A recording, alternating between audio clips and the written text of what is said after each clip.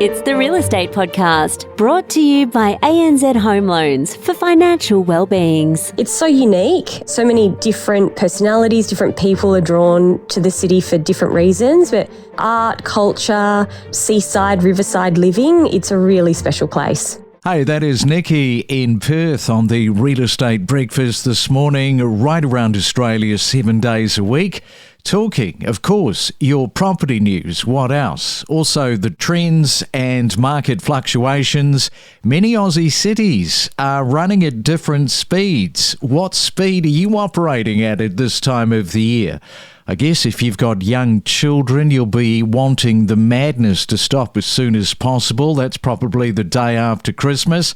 If you're like me with no children, hey, life is a little more relaxed. I know, I'm in an envious position at this time of the year.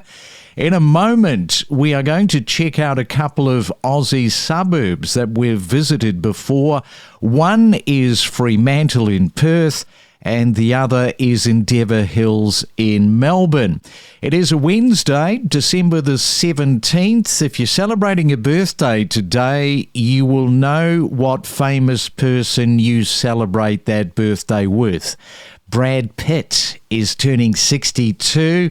It was on this day, big moment for the Wright brothers, who successfully flew the first powered airplane in North Carolina. Happened all the way back in 1903. I didn't know this. Australia and South Africa played their first ever test cricket match at the MCG. What year? 1935. This is a little more modern. You might remember this. The very first episode of The Simpsons debuted on television. The year was 1989. And good morning if you are in Canberra. Buyers in 2025 in Canberra are clearly prioritising lifestyle and affordability over anything else. According to Domain, pool, as in swimming pool, is now the most searched term, and that tells us that people want homes to relax in. Yeah, a lot of swimming pools are going to be in action this summer as we count down towards heading off on holidays around Australia. And we do have the summer series of real estate coming up too. This is your gateway to the best property information, the way that we saw it for our 2025 year. But coming up next, we are off to Perth and we're going to catch up with Nikki Gogan. Listen to in-depth discussions with industry leaders on investing options, understanding different suburbs with insider perspectives and exclusive tips. Good morning, Craig. Thanks so much for having me. You were telling me off air that you have been doing real estate almost 20 years. I tell you, this is a great way to start in real estate. You started working in a reception office for real estate at the age of 15. That's right. One of my first jobs on a Saturday morning was in my local real estate agency. It was just a 9 till 12 every Saturday and loved it. You know, got into real estate and haven't looked back from there. You know, if you're 14, 15 years old and you're thinking you want to be entrepreneurial, you want to sort of get that portfolio, that's the way to do it. Nikki is giving you a great piece of advice. Get in there and do some reception work, because the thing is that being at front desk, you do observe everything, don't you? Yeah, I think so. And yeah, and that's exactly what I did. I observed. I did have a small little year or 18 months in property management and started selling not long after that. And there you were in a country location somewhere in WA. You were there for 11 years selling real estate. So where was that? In Northam. It's a little country town about an hour east of the city, Perth City. So yeah, I started at 15, started selling when I was 19, and I had 11 years there before moving to Fremantle, where I am now, some 7 years ago. But, Nikki, we also did something a little bit off the rails, didn't we? Going back a few years ago, you were a bachelor. Tell us about that. I was. I decided to go on The Bachelor, have a little adventure partway between my country to city move. I don't know if that is actually what brought it about, Craig, but I was a contestant some 8 years ago now. What an adventure. What was the main takeaway from being a contestant? The main takeaway was that I was probably very naive. Growing up in the country, I hadn't really experienced a big city. I had 3 months in Sydney and had an amazing time, but ultimately got back to my country town and spent some more time there. I was there for about a year, sort of wrapping things up before I moved to Fremantle, where I am now. And you were telling me that you didn't find love on The Bachelor and it came afterwards. It did. So I had a great time on the show, once in a lifetime experience, and then made the move from the country to the city. And it was in Fremantle that I met my now partner. So very happy to report that I eventually found love. And what's your partner's first name? His name's Bill. Now, Fremantle, what a spot at the junction of the Swan River and the Indian Ocean. If you bought there 8 or 9 years ago and thought that maybe you overpaid, you didn't.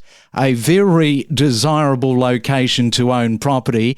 And Nikki, you know this only too well. So what is it that makes this a favourite destination, do you think? Yeah, look, it's Fremantle's a port city. Obviously, I was drawn to it. Haven't lived here my whole life, but some 6 or 7 years I've spent in the port city, and it's so unique. So many different personalities, different people are drawn to the city for different reasons, but art, culture, seaside, riverside living, it's a really special place. Get insider tips from industry professionals and level up your real estate game by unlocking the secrets of successful real estate transactions. Right, let's go to the Gold Coast right now and catch up with one of the Joes with another real estate property tip. Hi Craig, Jo Lynch here of the Jo and Jo sales team. My tip is all around expressions of interest for buyers. Any buyers who come across EOI or expressions of interest, we're using it a lot here on the Gold Coast. First of all, ask the agent for a price guide or comparable sales. And then after you view the property, make an offer where you see value. It may be below or above that price guide, but if you've made a written offer at any level, a good agent will keep in high communication with you and give you every opportunity to secure the property. So don't scroll past expressions of interest. Pick up the phone to the agent. You know, we actually work harder when we don't price a property because we need to answer more of your phone calls and inquiries. It is a Real Estate Wednesday. This time of the year, it is very hard to keep motivated. I can feel your motivation waning, just as mine is. Let's go to Melbourne right now, catch up with Jay Giblett for our second suburb spotlight, this time on Endeavour Hills. Good morning to you, Jay. Thank you so much for having me. And I understand you're pretty busy with your son. No doubt probably a busy weekend. Was it around cricket? How did that go for you in the weekend? When we're not trying to sell houses, any time that permits, it's always running to some cricket oval for a match here, a game there. So it's always a bit of chaos. Are you vicariously living your cricketing dreams and aspirations through your son like so many dads? Yeah, some would say that. Some would say that. When he was under 12s, I could still have him, and everyone's like, "Gee, the boy's all right, but you still go okay, Dad." But yeah, now he is fast outgrowing me, and I'm on a downward spiral, and he's on a rapid uphill trajectory. So I'm no longer trying to catch him up through the grades. Is he a bowler or a batter? I know he's an opening bat and a wicket keeper. Yeah, so he certainly has a bit of fun with it. Yeah, so he's heavily involved in the game by all accounts. Now, you're heavily involved in Endeavour Hills real estate, that population movement. I think that has played a bit of an influencing factor for Melbourne's housing market, especially the dynamics and all the machinations around that. Yeah, well, we've seen a lot of that. Sort of the immigration's had a massive impact in Endeavour Hills. It's a very multicultural suburb. And, back through sort of 2017, 2018, we had a lot of Chinese buyers coming into the area as, identified as part of the dragon, which the Chinese buyers assimilate within Melbourne. But now we've had a lot of Indian buyers push through, a lot of Afghan currently. So there's certainly, it's on the back of having a lot of Romanian and Italian buyers in Endeavour Hills, or homeowners in Endeavour Hills from the outset. So it really is quite a big mix of people in a small little suburb. What are the various types of properties available, particularly where you are? How do they vary from suburb to suburb, which might be a little bit outside of your wheelhouse, but you can certainly talk to that for Endeavour Hills? Yeah, well, we've got quite a mix of property in Endeavour Hills. We're sort of blessed with having larger block sizes, which was certainly enjoyed by families, 10, 15 years ago, but a lot of them now are getting subdivided and cut up. So we're seeing a lot more new townhouses being built. There's quite a few larger subdivisions which have sort of, 16 to sort of 25 townhouse complexes in them as well. Now, you were telling me just off air that Endeavour Hills, and this is especially for people that don't know anything about your suburb, it's a little bit different in terms of the layout. It doesn't have that sameness that a lot of these suburbs have.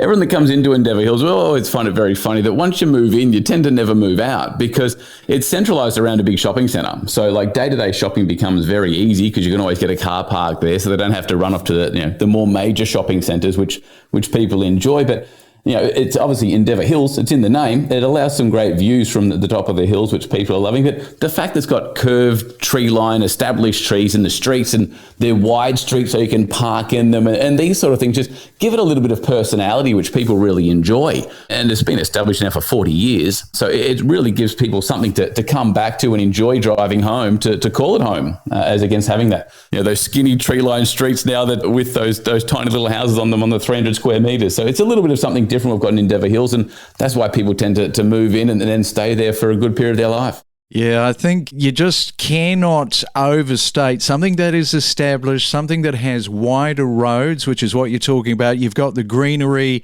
that sort of condensed living. And of course, the whole urbanisation, that is just the way that it's going. We've got to build our way out of the problem, but leafy areas like what yours sounds like, big point of difference. Yeah, well, it really is. I mean, people that come in Endeavour Hills know that there are only 2 sets of traffic lights away from Flinders Street. So if you did need to commute into the city, it's a hop, skip and a jump.